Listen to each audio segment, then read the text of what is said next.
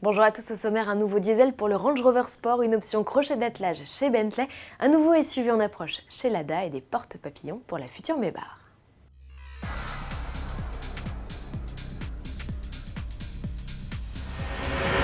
Du nouveau pour le Range Rover Sport, Land Rover annonce l'arrivée d'une nouvelle motorisation diesel.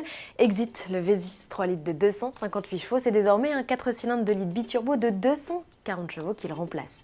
Une motorisation qui se veut aussi performante tout en consommant jusqu'à 10% de moins. Land Rover annonce un peu plus de 6 litres au 100 km. Dans le même temps, le malus chute lui de 3 600 à 2 200 euros. Ce n'est pas la seule nouveauté greffée au SUV, Land Rover profite de la rentrée pour ajouter au catalogue de nouveaux équipements.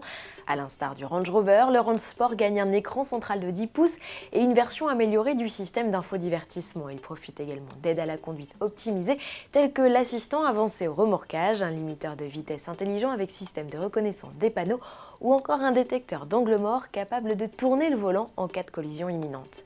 Prix du Range Rover Sport SD4, 63 300 euros, arrive en concession prévue à l'hiver 2016.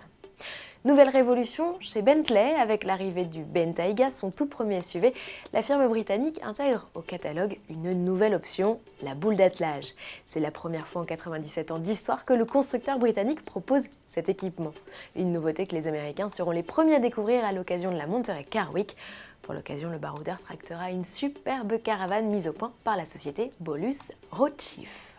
Événement sur la côte ouest des États-Unis, vous n'êtes plus sans le savoir, à moins que vous reveniez juste de vacances, Mercedes-Maybach va présenter un coupé de 6 mètres de long. À J-1 de sa présentation, le fameux concept Vision 6 en montre un peu plus dans une vidéo. On y découvre un modèle à la plastique séduisante et sportive avec une ceinture de caisse haute et des arêtes saillantes. Surprise, on peut même entreapercevoir que le coupé s'offre des porte-papillons. Rendez-vous le 18 août 2016 sur autoplus.fr pour tout connaître du Vision 6. Et dans la famille concept qui joue à cache-cache, voici le nouveau SUV de Lada. À l'occasion du salon automobile de Moscou le 24 août prochain, le constructeur présentera l'ensemble de sa gamme ainsi qu'un inédit concept de crossover.